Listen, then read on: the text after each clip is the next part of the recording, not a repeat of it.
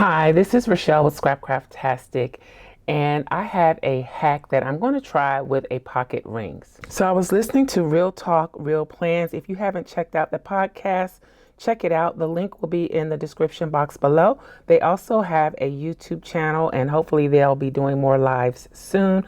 I'll link to the channel down below as well. So I was listening to the podcast, and the question came up as to if you remove the rings from a pocket planner, can you put them back? The answer is yes, you can put them back. So here you see me unscrewing the rings from this Smart Fee planner that I got from Amazon. I think I used it in 2022 and I haven't really used it since. I love the feel of this leather. It's nice, small, and compact, even though it's a pocket rings, but I would like to experiment with using it as a pocket or passport size traveler's notebook. So to do that, I have to remove the rings. Now, I could have left the back screws in place, but I didn't like the way they looked and I just didn't want to have to deal with that. In this instance, those screws were attached to a metal bar inside the lining of the large pocket. So in order to get that out, to get those back screws out, I had to cut my lining a little bit. You don't have to do that to your planner. If you're okay with those screw pieces sticking out, you can just cover over those, put a piece of scrapbook paper or laminate over it to hide it. I didn't want that there, so that's why I went ahead and cut the lining and slid all of that out. So, and I'm showing you this while I'm listening to the podcast, just to see if my theory was correct, because I had never done it before. Now, I'll miss not having the fly leaf and some of the other features that I had set up in this pocket rings, but I think I can turn it into a traveler's notebook. So that's what this video is about. It's a hack of turning a pocket rings into a traveler's notebook. And I just used a regular flathead screwdriver to unscrew the two screws and remove the main ring mechanism. Now, because I cut that lining and it's a satiny lining that frays really easily, I decided to try and stop some of that fraying, even though I don't have like any sewing tape or there's something you can put on fabric to stop it from fraying. I don't have any of that, and I probably could have put some glue on it to stop it, but I have this really heavy duty craft tape, so I just cut a piece of that and added it to it, and then I can deal with that situation later. But I didn't want to seal it completely because I probably could have stitched it up by hand or something like that. But I didn't want to seal it completely because one day I might want to come back and put the rings back in. So now as it stands with just the tape there, something that's not permanent, I can always come back, put that bar back in, and reattach the main mechanism. So here I'm running a piece of 3mm laminate through my laminator, an empty pouch, and what I'll have once that's laminated is a faux piece of acetate. All right, so now I have my laminate, I have my deconstructed pocket rings. And from the previous video, most people said that they like the TN better. I like the TN better too. So I'm going with the TN, but I really wanted a different color. So that is another reason why I'm experimenting with this pocket rings to see if I can turn it into a traveler's notebook. The sizes are pretty close, and the rings is a little wider, which is to be expected because it had to account for the ring space. All right, so let's get into converting this to strings.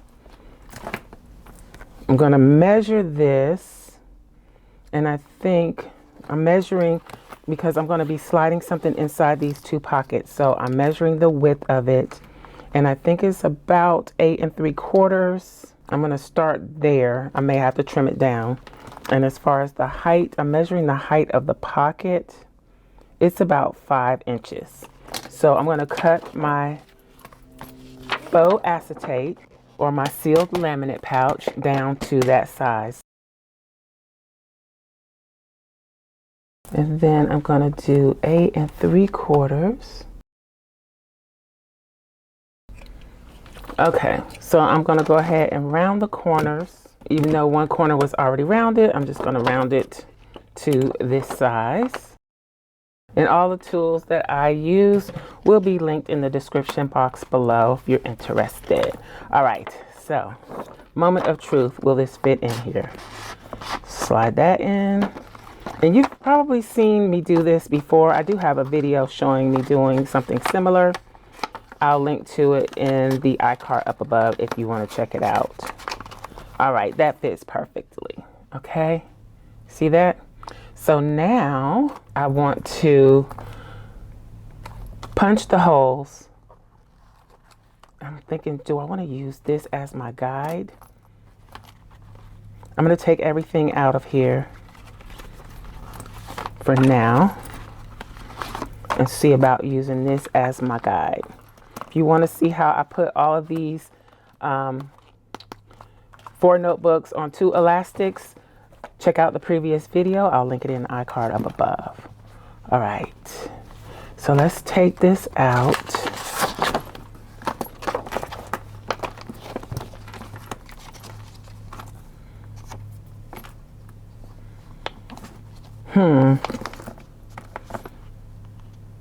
Now it looks like I'm gonna have to make my holes a little shorter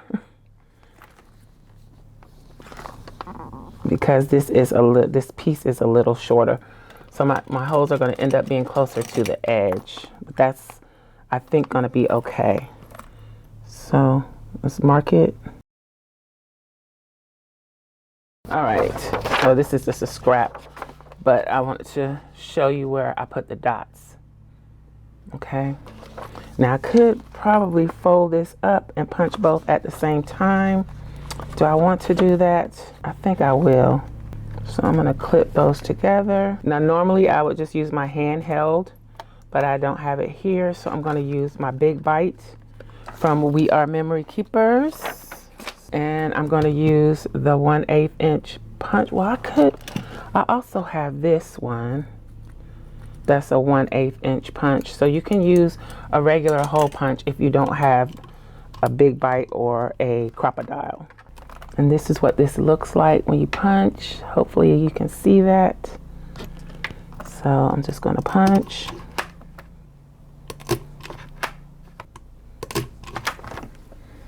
Okay.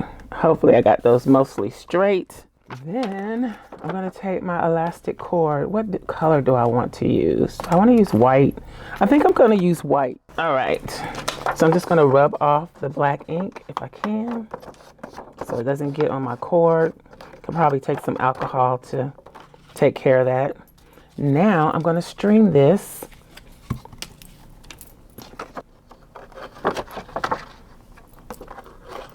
Starting in the middle, going to one side. You kind of do a figure 8 with this.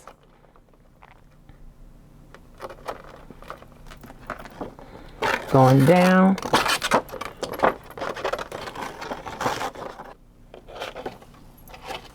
Go up next to that one.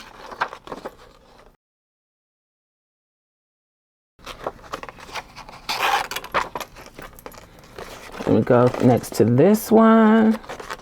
Hopefully, I know this is probably very confusing.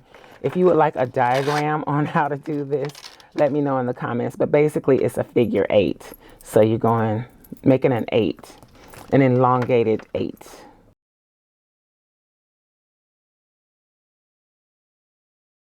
Then back through the center.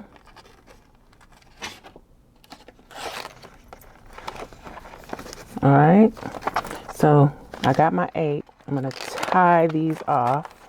I don't want it to be too tight, but kind of tight. And I'm gonna tie it like this time and see how that works.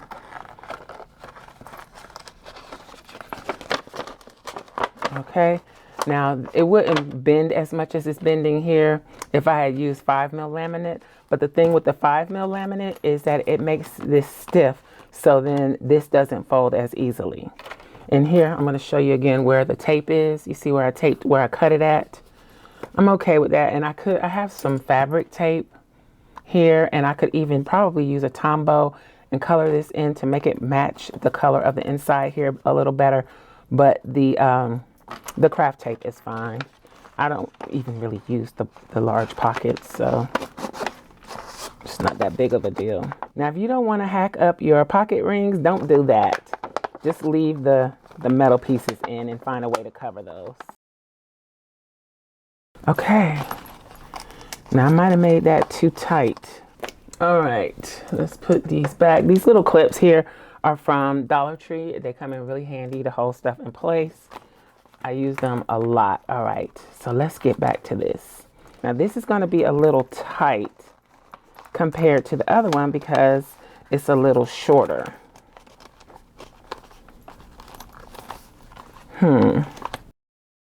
Yeah, it's quite tight. I'm going to loosen this up a little bit.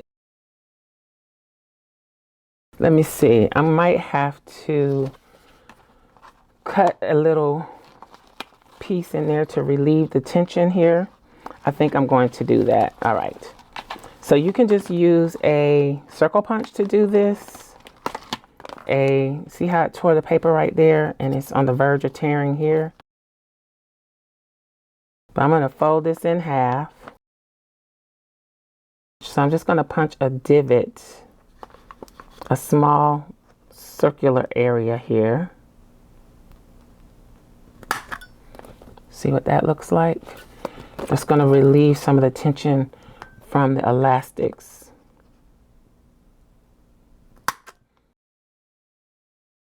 All right, let's round that off a little bit. Make sure we got this going the right way. And hopefully it'll rest down in the elastics a little bit better.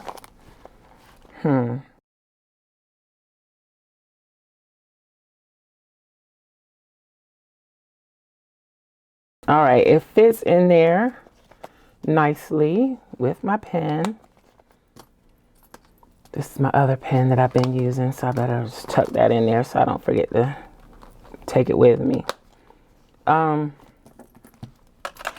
I do have a little issue with how the elastic comes around the insert that I'm using, this piece, but I think it'll be okay.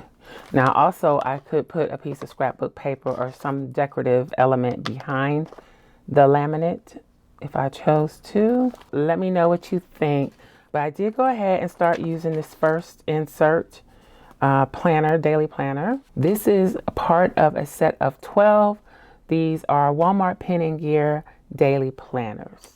If you want more information, I'll link to the original video where I went and purchased these and opened them up and shared what they look like. Did a pen test also. But this is where I am so far. I even decorated ahead a little bit. And I will be decorating further ahead. That will be on my other channel, Scrapcraftastic Plan With Me, where I'll do exclusively Plan With Me videos, some voice, some silent. The first video is up and hopefully I'll have up a few more videos in the coming days. So far I'm enjoying it. I even wrote down some pros and cons about it. I need to glue that down. I started listing some cons, some pros about the daily planners, which I will share at a later date once I've used this a little bit more and get a better feel for it. But so far I am enjoying it. And it is a great way to use some of those extra stickers. Everything that I've used here, the doll stickers are from Let's Get Plan. And it was just a sheet that I had laying on my desk that I had really assigned to use for something else and I never did. So I used them here and they turned out great. And then just random washi to go with them. No rhyme or reason. I just kind of grabbed the washi that I liked at the moment and made it work. I'm also using the Happy Planner sticker books.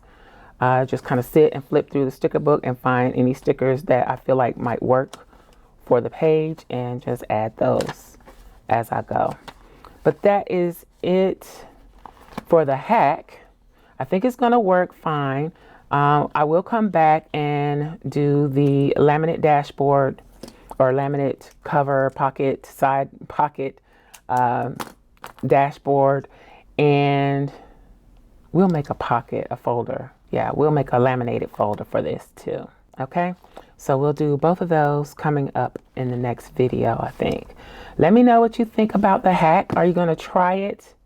Let me know in the comments below. Also, if you don't have a pocket rings and you want one that's affordable, check out Print Pression. I think they still have the sale going on, and I think they still had a few of the pocket rings in stock, so you can check them out. I'll link to them in the description box below. I'm not affiliated with Print Pression. I just like to share a good deal when I find it. All right, so that is it. I hope you enjoyed this video. If you did, please give me a thumbs up. And you may be interested in this other video. Thanks for watching, and I'll talk to you later. Bye.